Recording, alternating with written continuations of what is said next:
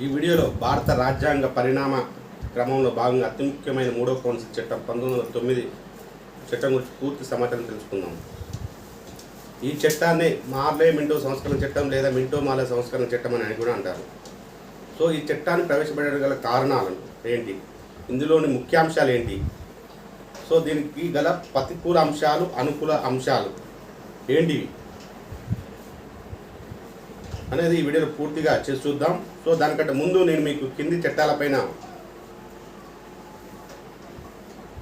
Video చేశాను.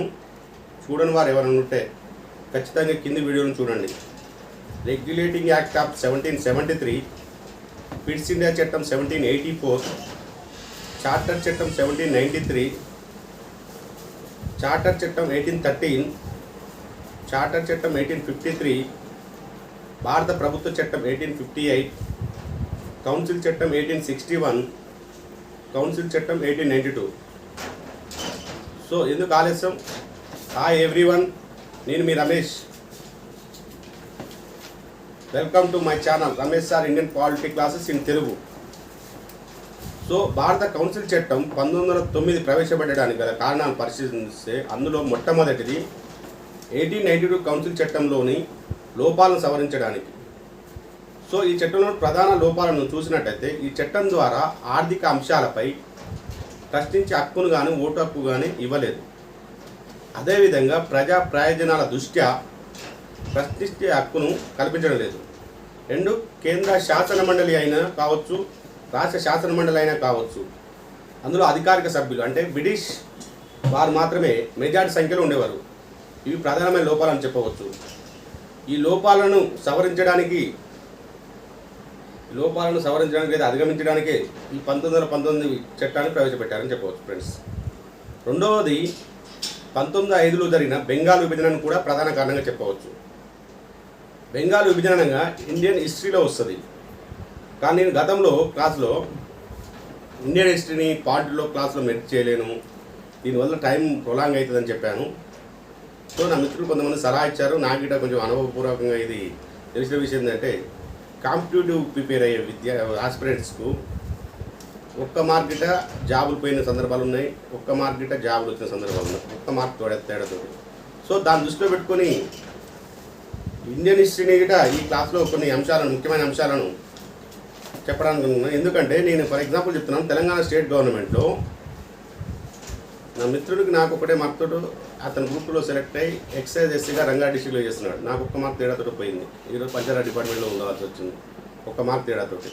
అతను state cadre 2, group 2 cadre, state cadre 2 రెండో పోస్టు ఉద్యోగం రంగారెడ్డి డిస్ట్రిక్ట్లో చేస్తున్నాడు నా మిత్రుడు. సో ఒక మార్కెట్ ఇంపార్టెంట్ అనే ఉద్యోగంతో ఈరోజు హిస్టరీకి మనకి చాప్టర్లో వచ్చిన హిస్టరీని కొన్ని విషయాలు మిస్ చేయాలనుకున్నాను. బెంగాల్ విభజన అధికారిక ప్రకటన 1905 జూన్ 20న జరిగింది.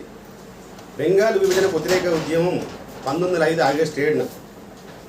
బెంగాల్ విభజన ఎప్పుడు అమలుకి వచ్చిందంటే 1905 అక్టోబర్ 16న బెంగాల్ విభజన అమలులోకి వచ్చింది. బెంగాల్ విభజన అమలు చేసిన వైస్రాయ్ ఎవరు అంటే లార్డ్ కర్జన్.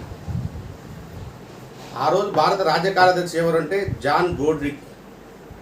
అతను పదవీ కాలం 1903 నుంచి 1905 వరకు ఉంటాడు. భారత రాజ్య కార్యదర్శి జాన్ గోడ్రిక్.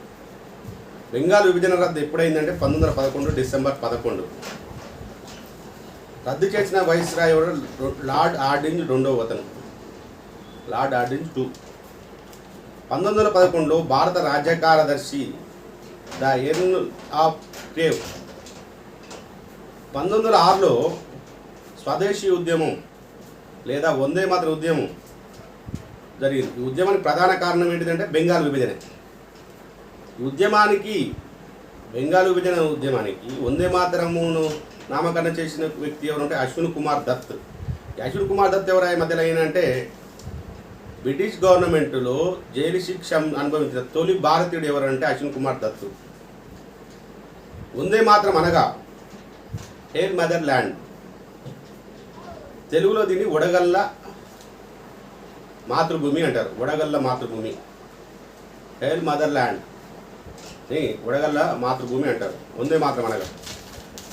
ఉద్యమంలో ప్రజలే వందే మాత్రం గీతాన్ని ఆలపించడం, ఒకరినొకరు పలకరించడం, వందే మాత్రం ఊత పదాన్ని ఉపయోగించడం వల్ల వందే మాత్రం ఉద్యమాన్ని వచ్చింది.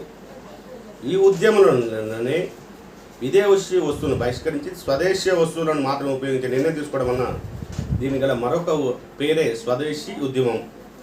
ఇది భారతదేశ చరిత్రలో ఒక నూతన శకానికి నాంది పలికిన ఉద్యమం. ఇది బెంగాల్ విభజన ఉద్యమం లేదా వందే మాత్రం ఉద్యమం లేదా స్వదేశీ ఉద్యమం. 1906 డిసెంబర్ 30న ముస్లిం లీగ్ స్థాపించబడింది. నేను చెప్పాను, కొంచెం నోట్ చేసుకోండి, ఎగ్జామ్ బయట మనకు చాలా అవసరము. 1906 డిసెంబర్ 30న ముస్లిం లీగ్ స్థాపన జరిగింది. దీని స్థాపకులు ఎవరంటే నవాబ్ సలీముల్లా, ముహుల్ ఉల్ ముల్క్, వకీ ఉల్ ముల్క్. అదేవిధంగా 1907 సూరత్లో ఐఎన్సి సమావేశం. ఐఎన్సి అంటే ఇండియన్ నేషనల్ కాంగ్రెస్ సమావేశం జరుగుతుంది. దానికి అధ్యక్షుడు రాజ్ బిహార్ ఘోష్. ఆ సమావేశంలోనే అతివాదులు మితివాదులుగా విడిపోవడం జరుగుతుంది. సో చాలా చాలా ఇంపార్టెంట్. 1907 ఎక్కడ జరిగింది ఐఎన్సి సమావేశం? సూరత్లో జరుగుతుంది. దానికి అధ్యక్షుడు రాజ్ బిహార్ ఘోష్. ఈ సమావేశంలోనే అతివాదులు మితివాదులుగా విడిపోవడం జరుగుతుంది. సిమ్లా సమావేశం 1906 అక్టోబర్ 1న అగా ఖాన్ నేతృత్వంలో కొందరు ముస్లింలు అప్పటి వైస్రాయ్ లార్డ్ మింటో దగ్గర ముస్లింలకు ప్రత్యేక నియోజకవర్గాల కోసం వినతి పత్రాలు ఇవ్వడం జరిగింది. కావున దేశంలో జాతీయవాదాన్ని తగ్గించడానికి మరి వినతులపై లార్డ్ మింటో ఏటి అరుందల్ నేతృత్వంలో కమిటీ నియమించారు. చాలా మోస్ట్ ఇంపార్టెంట్. ఏటి అరుందల్ కమిటీని నేతృత్వంలో కమిటీ నియమించారు. ఈ కమిటీ సిఫారసుల మేరకే ఇండియన్ కౌన్సిల్ యాక్ట్ ఆఫ్ 1999 తీసుకోవడం జరిగింది. So Indian council act of 1909 ఏ చట్టం ప్రకారం వచ్చింది? ఏ కమిటీ సిఫారసు మేరకు అంటే ఏటి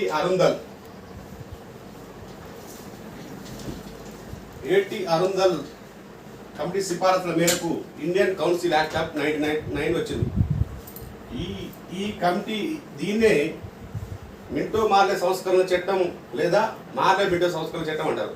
అసలు మింటో మార్లే ఎవరు? అసలు Minto governor general come viceroy, మార్లే భారత వ్యవహారాల మంత్రి లేదా భారత రాజ్య కార్యదర్శి.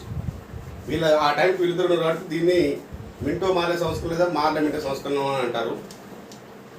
ఇండియాలో ముస్లింలకు ఈ చట్టం ప్రకారం ఇండియన్ కౌన్సిల్ యాక్ట్ ప్రకారం ప్రత్యేక నియోజకవర్గాలను కేటాయించారు. ముస్లింలకు 1909 ఇండియన్ కౌన్సిల్ యాక్ట్ ప్రకారం ముస్లింలకు ప్రత్యేక నియోజకవర్గం కేటాయించారు.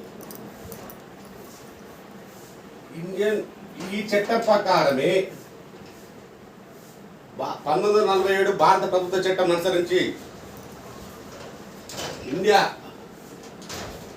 జాతీయ విభజన ప్రకారం 2 దేశాలుగా విభజించబడింది. దీనికి ప్రధాన కారణం ఇండియన్ కౌన్సిల్ యాక్ట్ ఆఫ్ 1909. ముఖ్యంగా ఇంకోటి,